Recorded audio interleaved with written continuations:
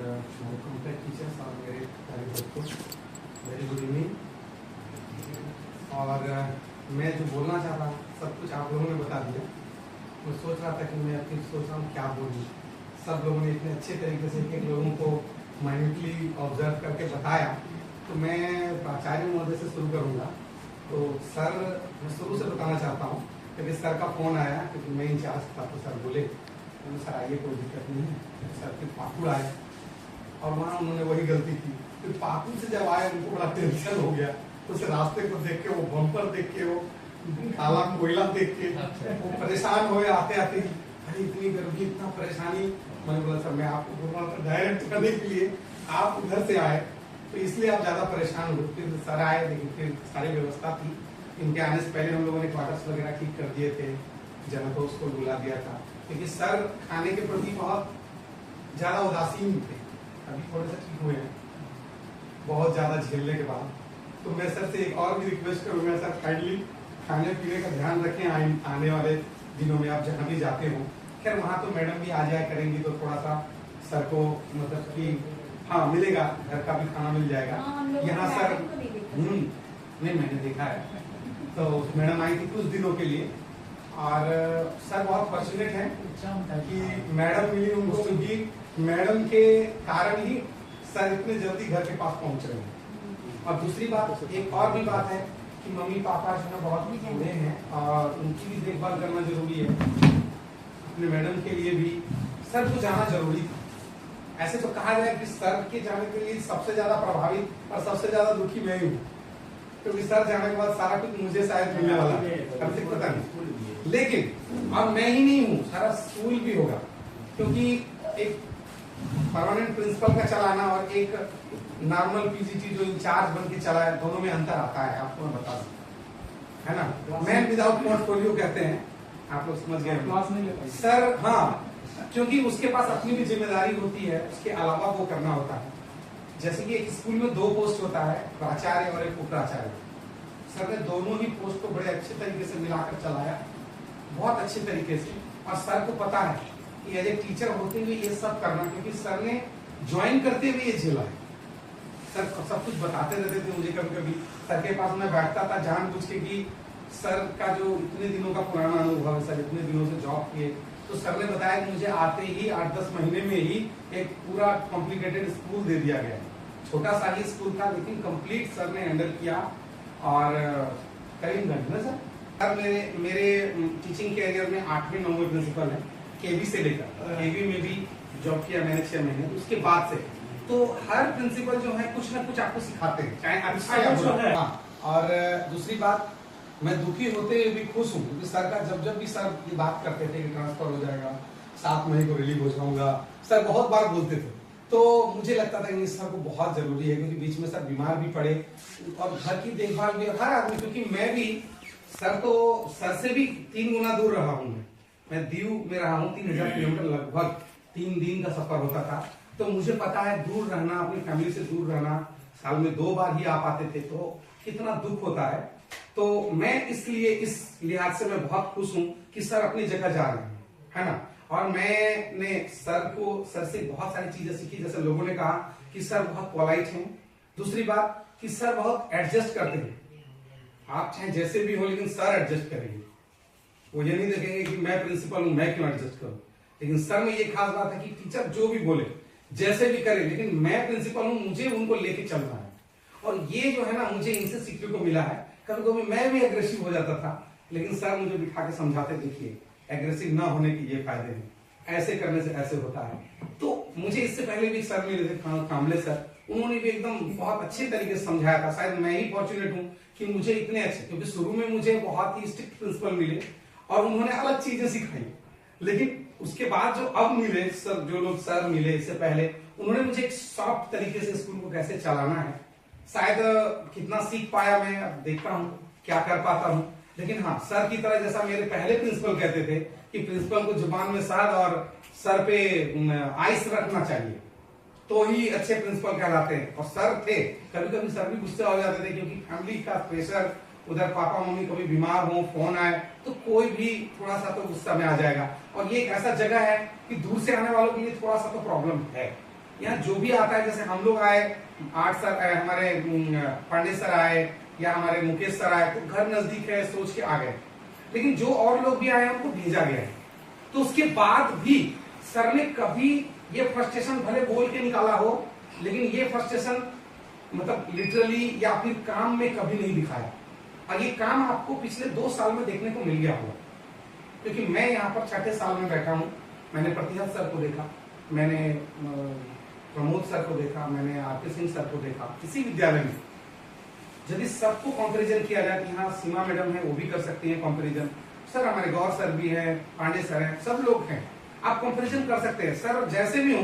लेकिन इन्होंने स्कूल के लिए हर संभव वो सारी चीजें की, एल्यूमिनी मीट से लेकर पेरेंट्स टीचर मीटिंग से लेकर, जो कभी नहीं हुआ था। क्या मैडम गलत बोल रहा हूँ? नहीं हुआ। साफ सफाई से हाँ टीएन शर्मा सर के समय हुआ था। सारे लोग मैडम को हमें बोल के नहीं कराते थे, लेकिन सर ने जो मैं बोला, सर ने मुझे भी फ्री हैंड दिया। जैसा कि सर ने कहा, मनीष सर ने, सर फ्री हैंड देख के चेक भी करते थे कि कौन कितना आगे जाता है, क्या करता है।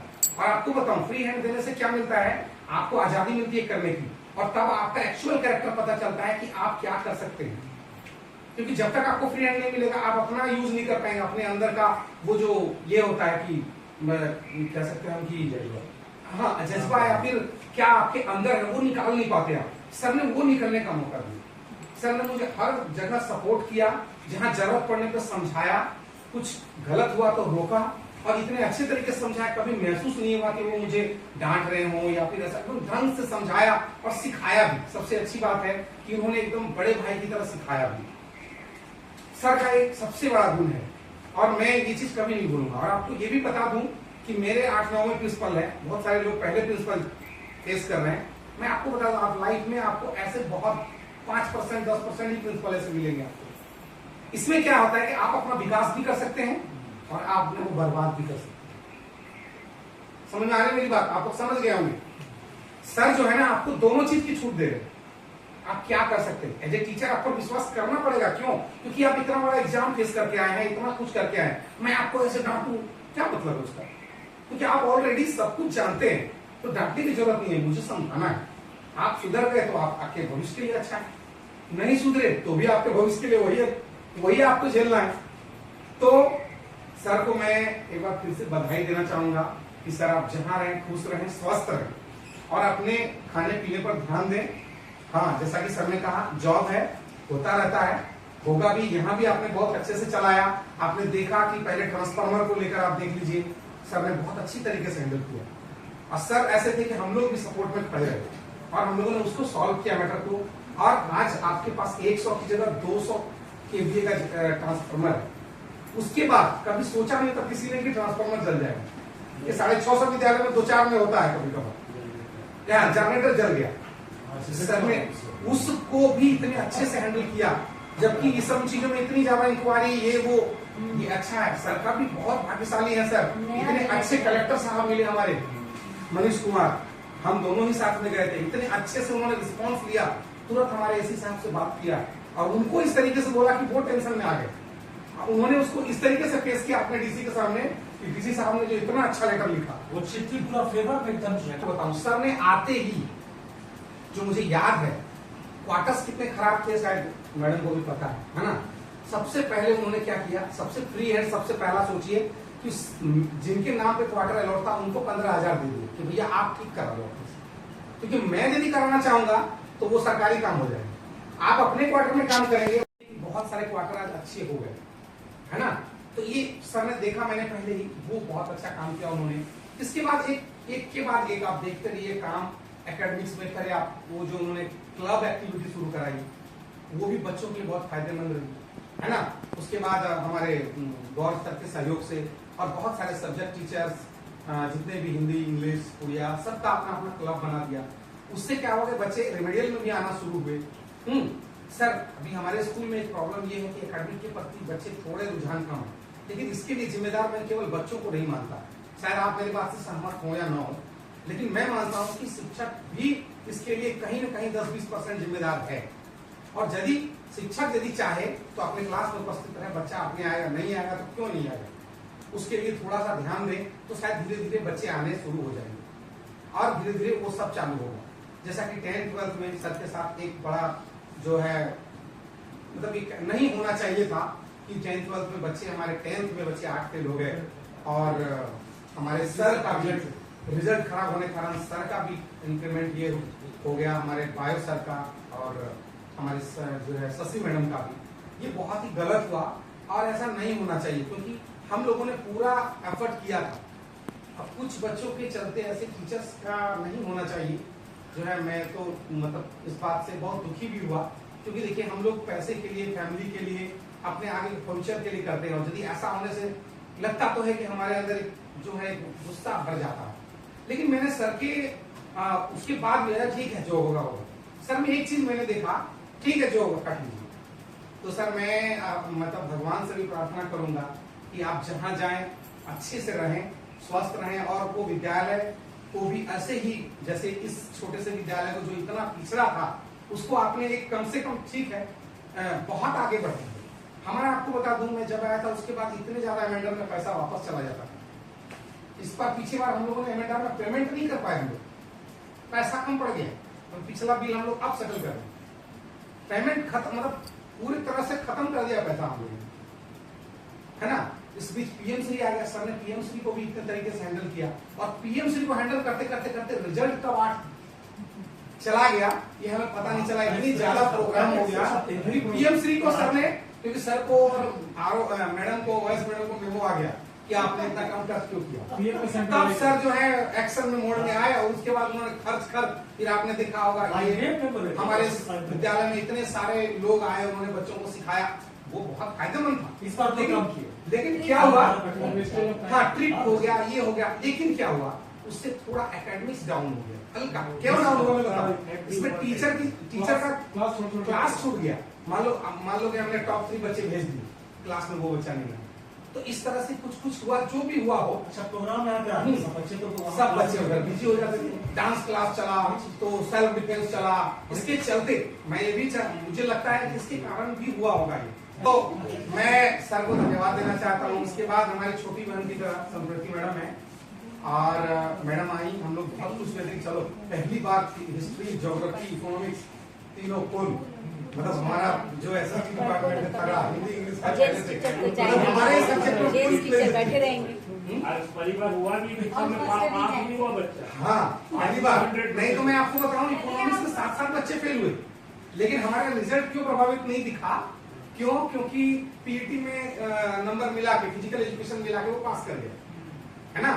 हमारे सर थे 7 बच्चे फेल हुए।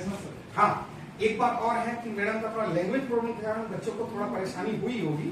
हाँ मैं बच्चों को भी बताता था, देखो मैडम का नॉलेज बहुत है लेकिन आपको इंग्लिश ज्यादा अच्छी नहीं है आपकी, जिसके कारण थोड़ा सा आप समझ नहीं पाते। और जब मैडम हिंदी बोलती हैं तो बांग्ला हिंदी हो जाता है तो वो थोड़ा अलग हो जाता है।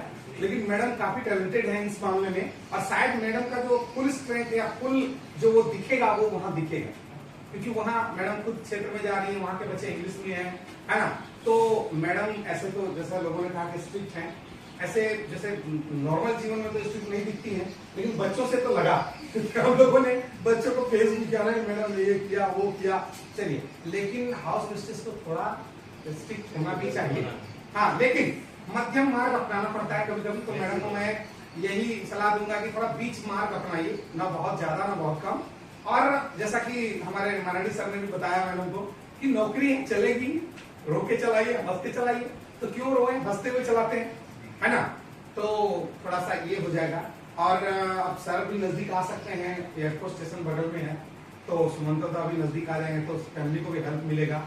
और मैडम की भरी पूरी फैमिली है, बहुत खुश नसीब है मैडम। जैसा सर ने कहा हमेशा खुश रहें। और सब्जेक्ट तो है ही, कोई दिक्कत नहीं है ना। हम लोग गिन्नी को भी मिस करेंगे, बहुत खेलता था बच्चा, सब लोग खेलते थे। एक बच्चा मतलब इधर वाले ग्रुप में कम हो जाएगा।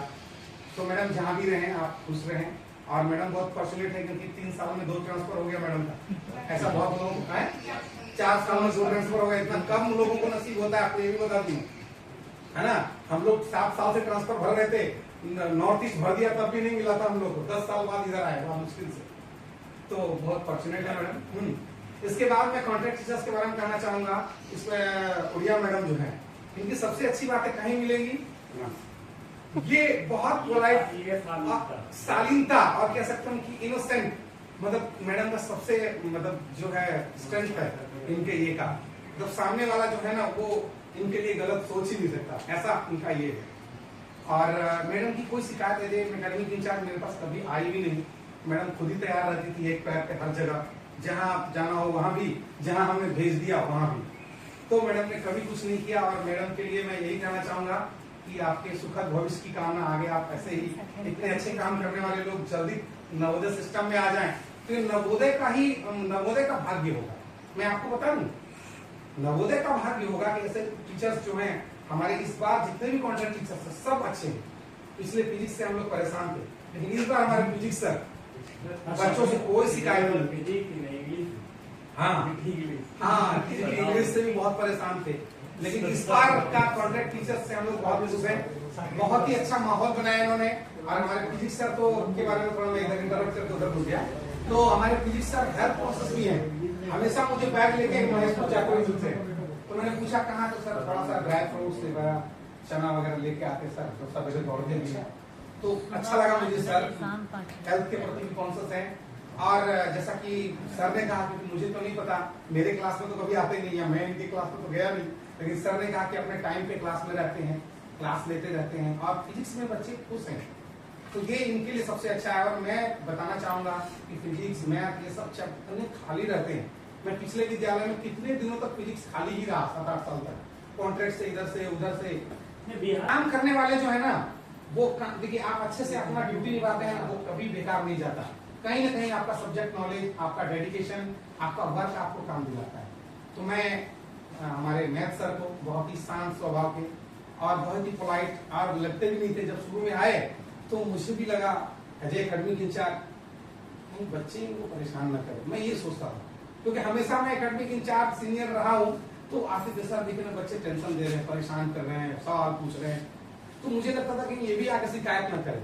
लेकिन आज तक मैंने कभी शिकायत नहीं की। सर बच्चे शिकायत चेहरा से नहीं। मैं ज्यादा समय आप लोगों का नहीं लूंगा, क्योंकि बहुत देर हो गया। सब लोगों ने बोला, ये अच्छी बात है कि फेयरवेल में लोग जैसे 8 सर उठ के खड़े हुए, बहुत अच्छा लगा कि लोगों को बोलना पड़ता है, आप बोलिए, लेकिन खुद खड़े हो जाए। इसका मतलब सोच लीजिए कि जो फेयरवेल ले रहा है वो कितना अच्छा होगा या क्या होगा, ये सबसे बड़ी बात है।